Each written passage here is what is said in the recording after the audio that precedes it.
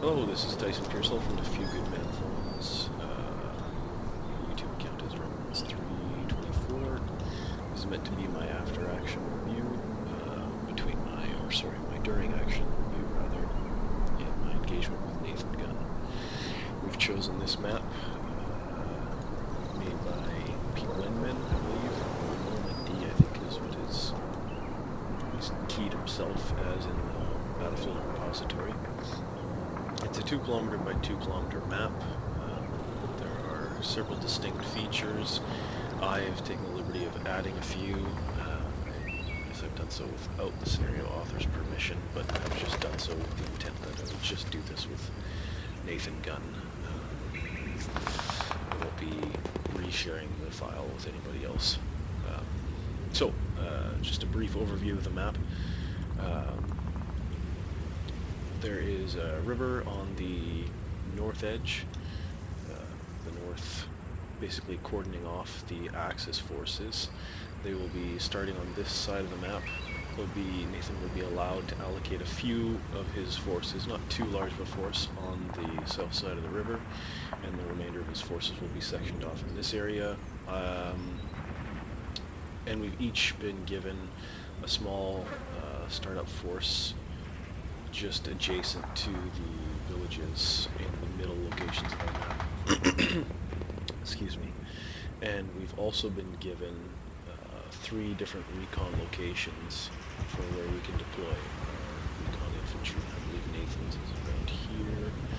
One just over the bridge, there, and another one right around this location.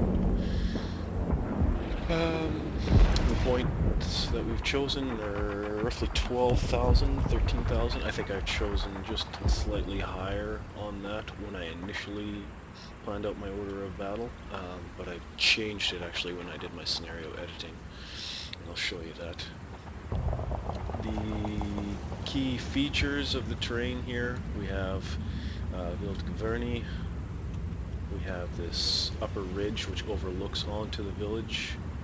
There's a small hamlet here, adjacent to Hill 413.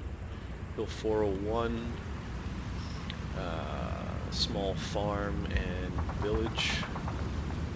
And each of the bridge crossings is worth an amount of money, with exception to the south bridge, I think, because it's directly adjacent to the village.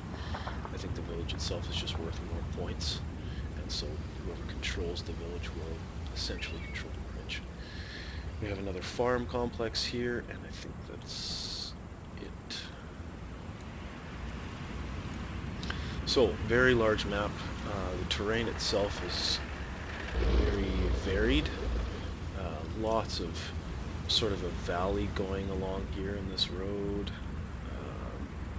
And it kind of opens up down in this section here. There's a slight ridge which comes up to Hill 413, carries along here to the ridge overlooking the town, and this is kind of a dead zone here. This gives the Axis player a nice advance leading up to the ridge, and it doesn't give a lot of overwatch positions on the advance because there's a great deal of trees. The roadway itself too is heavily treed. The Axis player could advance almost up to this position without being seen, though you do have a good line of sight from here. Hill 401 is, and this area here in general gives incredible line of sight on the Axis lines of advance on the other side of the river, even into the village here. So I expect that he'll probably have he'll be planning an artillery bombardment of this hill, I would assume, just in hopes that I would have a forward observer station there at some point. These 2 villages, much like that, or this farm complex in the village, much like that village on the south central bridge, are essentially deny points on the Allied side to the Axis's access onto the south side of the river here. And it's actually a bit of a bold adventure for him to send forces straight across and onto these objective points if he takes it this direction, because as I sort of showed you, there's good lines of sight that if I had any armor stationed to try and pick off any infantry carrier movement, or those tanks would have a great advantage against any of my armor. I still have really good lines of sight and lots of concealment. Excuse me. This village here as well offers a pretty strategic location, in the same way that I have good lines of sight on whoever's on this side of the river. He too has a good line of sight on anything over this ridge line here, this hillside. Very similar to his dead zone here, where he has a concealed approach. I also have somewhat of a concealed approach along to these two objectives. Lots of true lines disclosing any of my movement, and just behind this hill there's not much visibility from back there. So I guess I'll start with just giving you an overview of my force selection. I've gone with 2 battalions of infantry. One is my, I've renamed them. I'm not that great with names, so if I've listed things or labeled things incorrectly, you can let me know in the comments or something. I'm still kind of a rookie at that sort of stuff. I have the first of the 508 Parachute Infantry Regiment. Oops, what did I do there?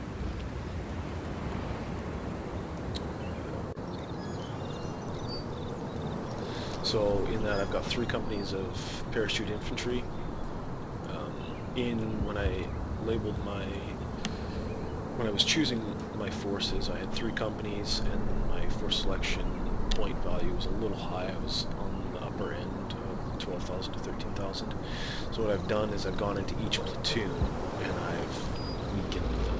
Instead of having 3 squads of infantry, I've just gone down to 2. And I've done that for each of the 3 companies, actually, so I think that that's going to equalize me down to 12,000. I think Nathangun's gone closer to the 12,000 point mark, so that got me closer.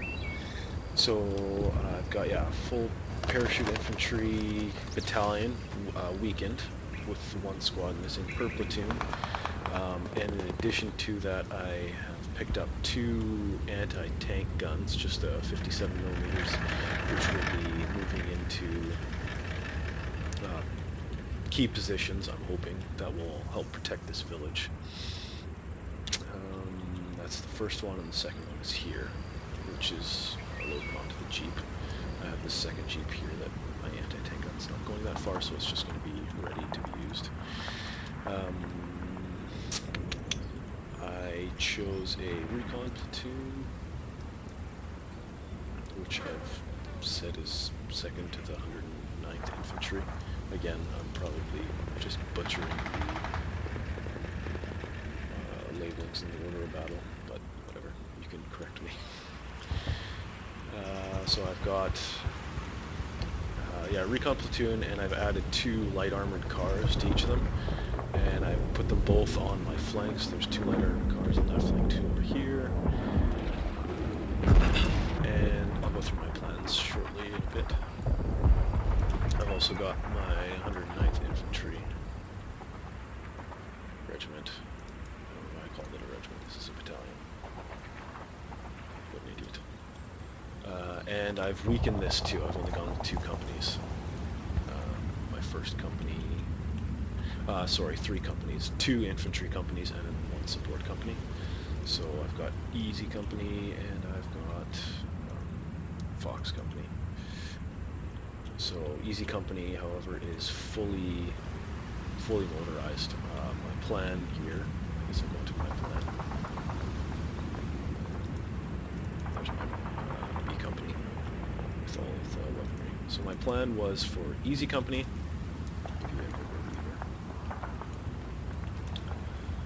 I was hoping my recon platoons would rush forward and try and give his recon a fight for this village. I wanted to try and deny him access to that as quickly as possible and create sort of a buffer, because my motorized infantry is going to come racing down this road. I'm going to have them split. One platoon is going to rush across and head to this village.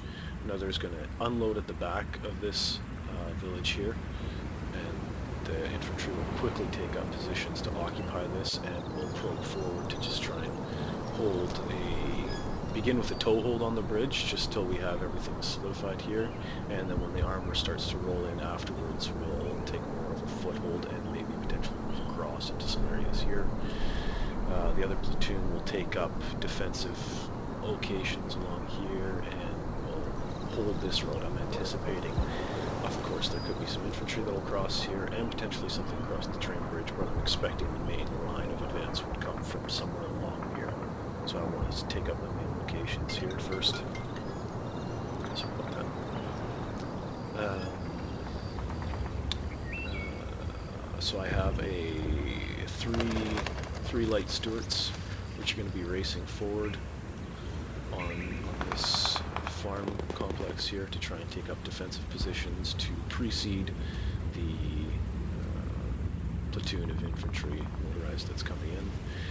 And this Fox company, just not really bringing it into the fight yet. I'm just bringing it into a holding position here and here, ready to move into this central flank if needed, but hoping to keep it in reserve to sort of thrust forward, come in reserve and thrust forward along here. I'll cover that in just a second here. My next thing is my parachute infantry. So Alpha Company, A Company, Able Company is going to be controlling the left flank of this village, and my anti-tank guns taking a position here to crossfire across this field, hoping that it'll be covered from here, and I'll just be able to just set up a fire on it on side armor on any armor that might be coming into the town.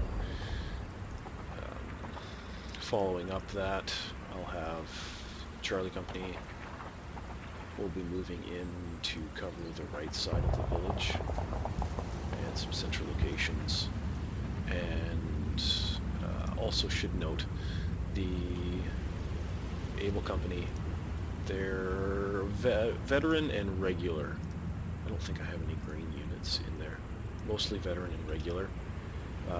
C Company is mostly veteran, just a few regular and a few crack.